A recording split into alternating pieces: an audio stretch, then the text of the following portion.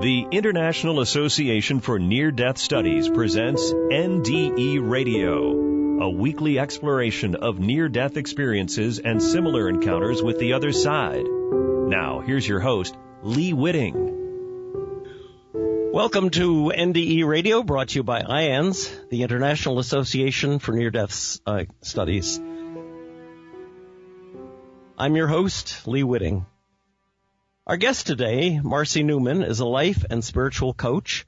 Calling herself the HeartShift Coach, Marcy specializes in manifestation and transformational energies.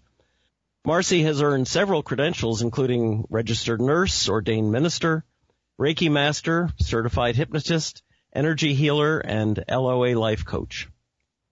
The survivor of 2 transformative near-death experiences herself, Marcy helps people struggling with change, times when the heart wants one thing, but the head fights against it. Marcy's heart-shifting process is about making sure that these 2 things are on the same page and working together. At present, Marcy's on a campaign to teach forgiveness on a global level, believing that it is the only way to achieve personal and shared peace, but also is the key to health, happiness, and living in wholeness. Marcy has developed many special programs designed specifically for that task. Marcy Neumann, welcome to NDE Radio. Well, thank you so much, Lee. I'm honored to be here and really excited about our conversation today. Yes, I am as well. Marcy, let's begin, if you will, with the stories of your 2 near-death experiences. Sure. Want me to just go? Yes, please. Okay, here we go. So the first one occurred in the recovery room in the hospital back in, I believe it was around 1988, 89. And I had a ruptured ectopic pregnancy and needed emergency surgery.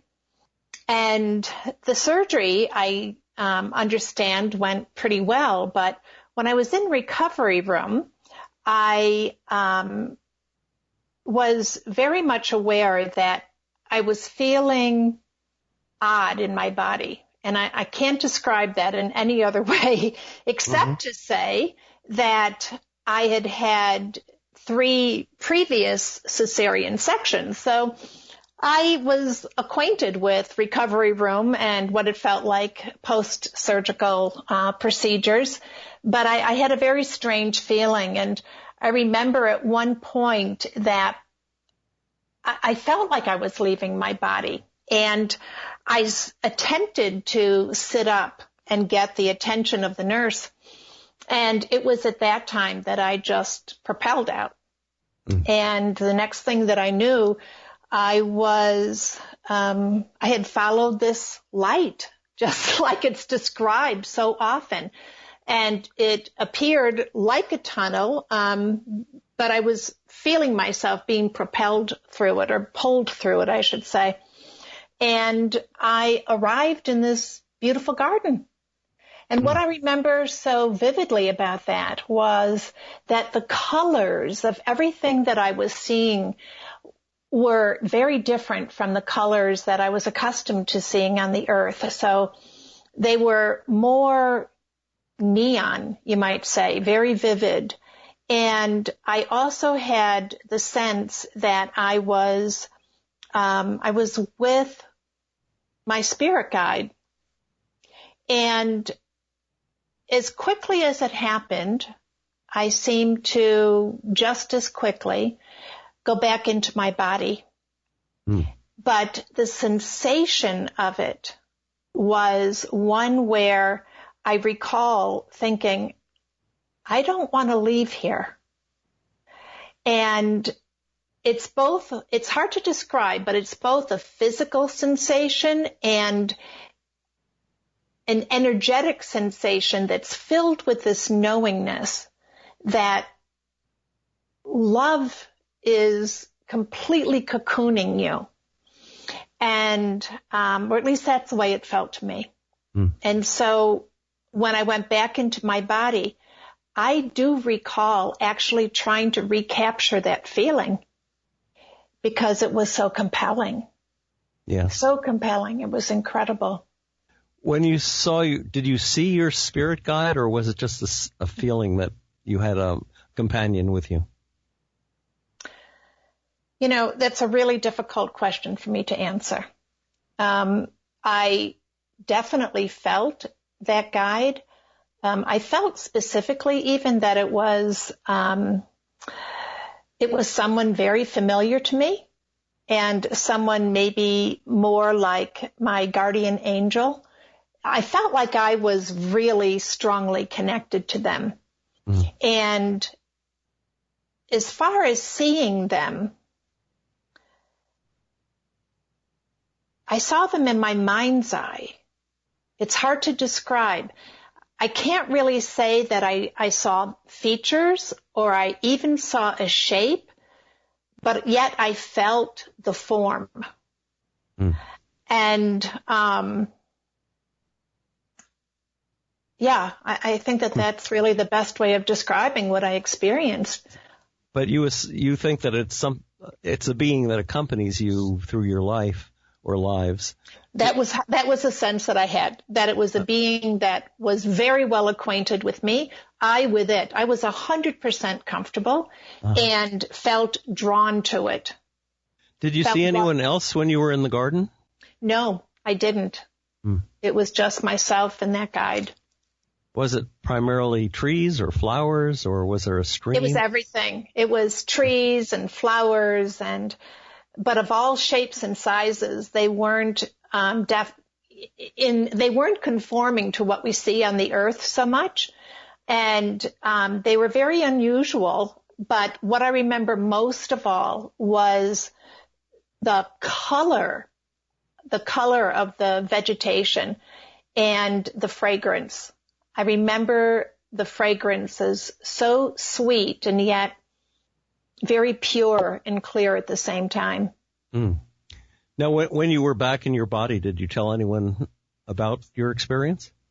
I remember saying, I think that I've just gone someplace, and, just sort of being placated, like, okay, yeah, you did, but, no, I didn't really talk too much about it afterwards. And I have to also preface it by saying that at this point, I had experienced some spontaneous past life regressions when I was a child.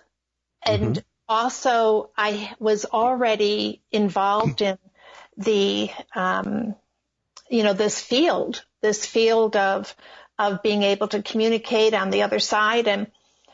And as much as I marveled at how it looked, it didn't feel uncomfortable to me.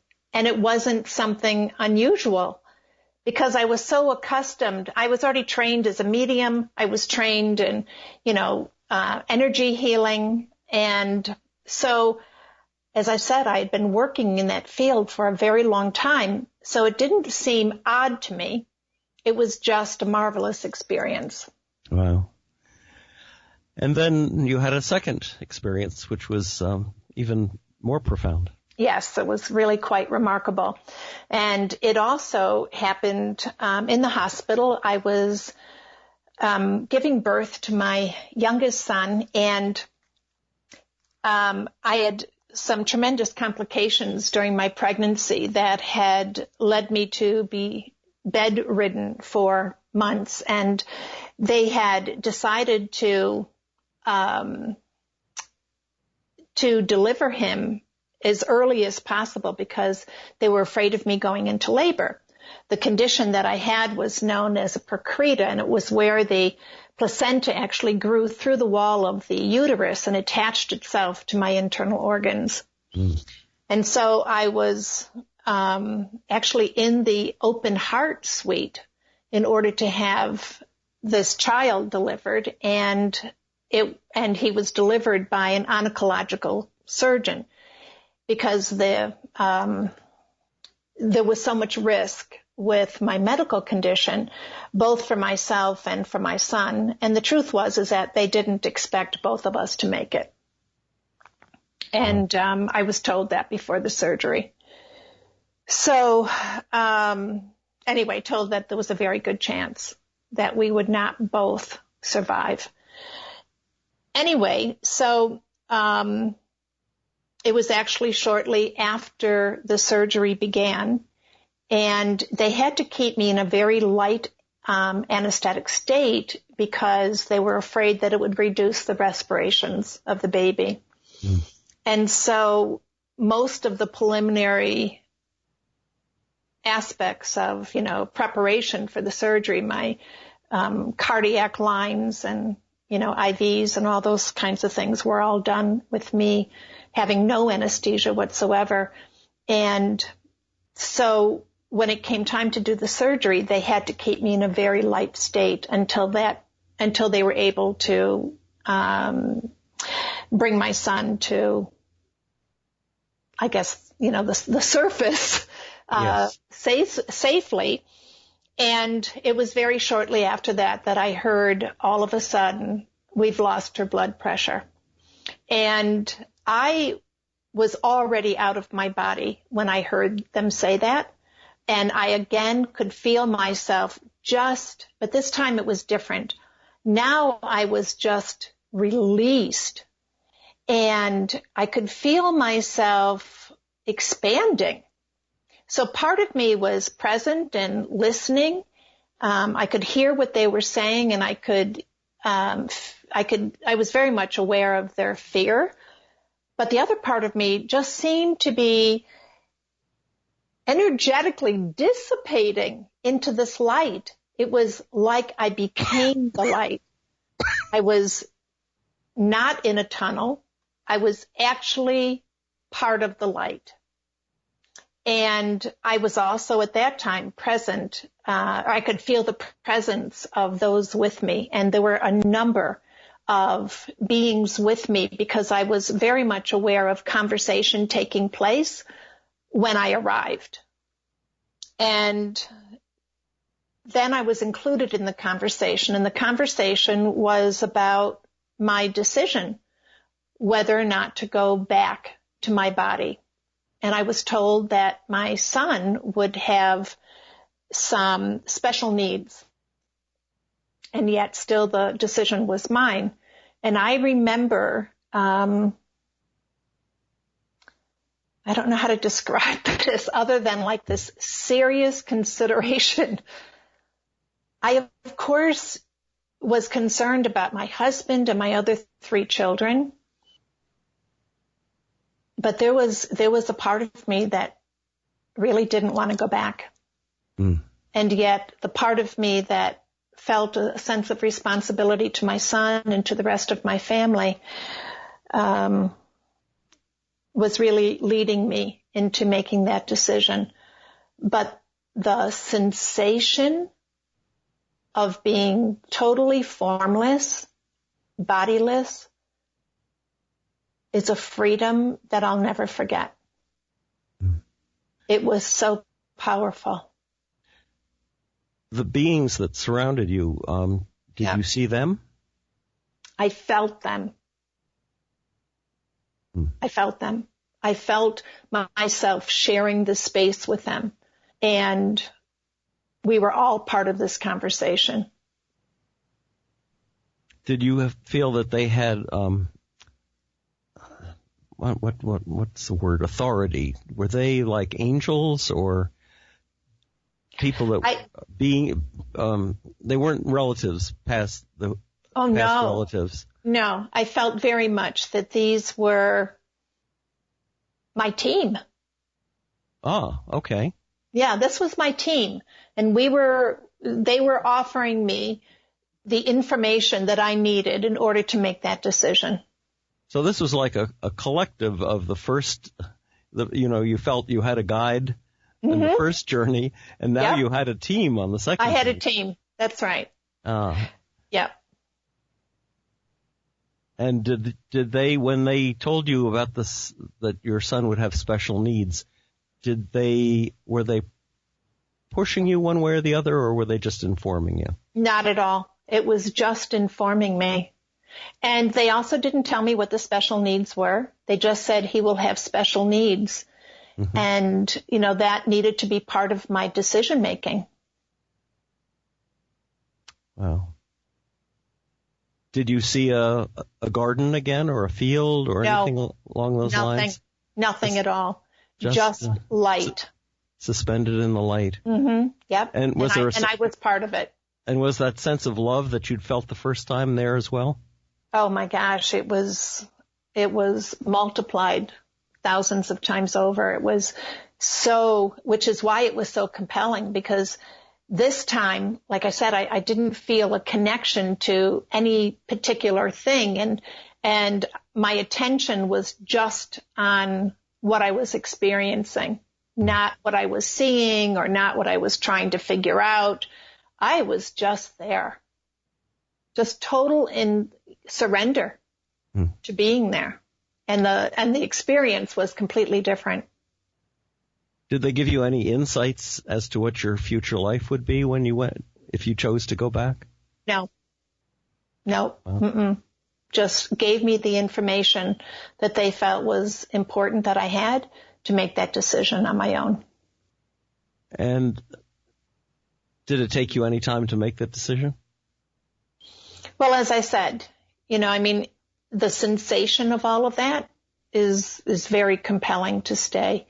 There was a big part of me that did not want to go back, and it wasn't because I didn't want to be with my husband and children. Of course. I just wanted to stay where I was. It's such an incredible feeling. But back you came. I did. I did. And miraculously, we both survived the surgery. And actually, my experience in the operating room was written about in one of the medical books because it was such an unusual circumstance. Wow. Now, you must have been looking for what these special needs might be as your child got older. Oh, right away. The moment that we were discharged from the hospital and I brought him home, I, of course, always had one eye on him and never really let him out of my sight from any length of time at all. As a matter of fact, people used to comment about, the fact that he was my fourth child, and yet it was almost like he was my first, because there was almost like no world outside of us. I was so connected to him, and yes, I was constantly watching out for what he needed from me. And to our surprise, our shock actually, he was a preemie, and yet he was so strong. He actually rolled over and continued to roll the day that we brought him home from the hospital. And he was only 8 days old. He was so aware, and he sat up at a very early age. He was walking at 6 months of age. He was so strong. It was amazing, and didn't seem to have any physical disabilities, and didn't seem to have any kind of, mental disabilities or learning disabilities. We had him examined often, of course, by the pediatrician to make sure that his sight and his hearing was on par, that everything was as it needed to be. And he always came out with flying colors. So quite frankly, I really started to just push my whole experience to the back of my consciousness and really started to consider whether or not I just made it all up. Now, I should let the audience know that you and I have already talked about Jacob, and it turned out that his special needs were actually special gifts. So That's right. At what age did you discover that? What age of his, and tell us about those gifts. Sure. So, yes. So Jacob's special needs were that he needed someone like me to be able to support him and give him permission to develop his psychic gifts. So at a very early age, he would tell me that he could see colors around people and things. He would describe just certain things that he knew. And I'll never forget the first time that he decided that he was going to let his sister know that he wasn't going to tolerate any of her dominance. And this little boy of like 3 years old with his hands on his hips just turned to her and said, "When I used to take care of you, I was never so mean." And then proceeded to tell her that he remembered being her mother and that he always was very kind to her and very loving. And the truth was he expected the same from her. Mm. And it was hilarious because he would say these things and we honestly would just laugh and laugh and laugh because he was this little guy telling us these things. And he had all kinds of experiences. Like once I remember he used to have this little push toy that he would stand on to try and reach onto a shelf. And of course, I would keep telling him, don't stand on it, don't stand on it. And one day I heard him come crushing to the floor. And, I said, "What happened?" And he turned around and he's pointing to what I can't see. And he said, "It's all her fault." He said, "She came around the corner so fast and she scared me." Oh, so it was a spirit that he saw. It was a spirit. And he saw them all the time. He also had this incredible ability to love. And that was what was more remarkable about him than anything else. Did he talk about any other past life memories? Yes. He had many past life memories, but they weren't all as human beings. For instance, one day he told me that he remembered being the elements. And as he got older, he actually used to use water as an oracle. He would receive information from it. Did he look into it like Nostradamus supposedly gazed into a bowl of water? No, he never. He developed it to such a point that he didn't even need water around him. He just connected with the energy of the element. Wow. And so it was really interesting because, of course, he was also very much a very normal boy and very adventurous, very athletic, covered from head to toe with plenty of scars. And yet when he reached high school, actually more even in middle school, he would be out playing with his friends and somebody would get hurt. And he would bring them into the house and do healing work on them. He just knew what to do. He was a gifted healer? Yes. What did his friends think of his abilities? So he was a marvel to them. They would shake their heads, but they very much depended on him for his opinions, for decision making, and I would often, hear them talking about the fact that they would wait until they talked to Jacob before making decisions about how to be or what to do. And it was really incredible. Wow. And I don't think there was ever anyone that was ever in his presence that didn't feel that there was something very special about him. Now, you told me that at age 21, Jacob died in a tragic motorcycle accident. Yes, I did. Why do you suppose God would have taken him home so early when he had such gifts to share? So, first of all, I do want to share with you that Jacob and I had an inkling that it was coming. He also had 2 near-death experiences, and the last conversation we had about it, I remember saying to him, it's almost like the gauntlet has been thrown. You're being asked, are you going? And he said, I know that, Mom. And he said, I haven't decided yet. He was very clear. And afterwards, actually, I was told by another medium that there were 3 junctures in his life where he would be given that decision.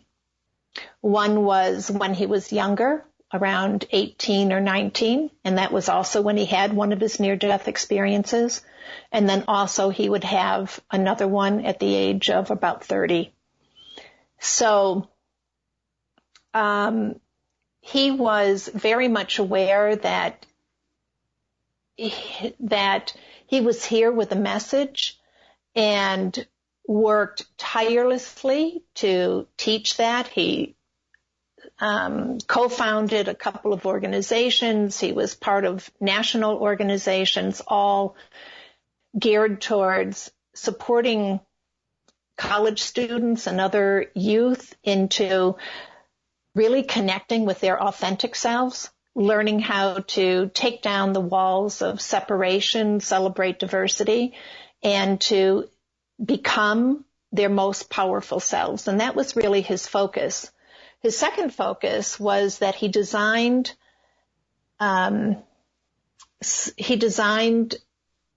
living products that were sustainable. And he was told on a number of occasions that he was really far ahead of his time. And he knew that.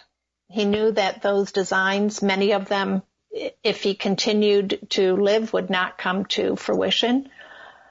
And my guess is that he was just very much aware when he came here that he was on a limited mission. And Marcy, I don't think it's unfair for me to say that that he's still working with you. Absolutely. In your healing practices. Mm-hmm. We are just about out of time for today already. I'm sorry. But Marcy, tell the audience how they can find your website and find out more about the HeartShifting process. And also about your forgiveness project. Okay. So everyone can find me, first of all, at HeartShiftCoach.com. And there's lots of information there about all different subjects, right, that we need to start paying attention to in order to really evolve.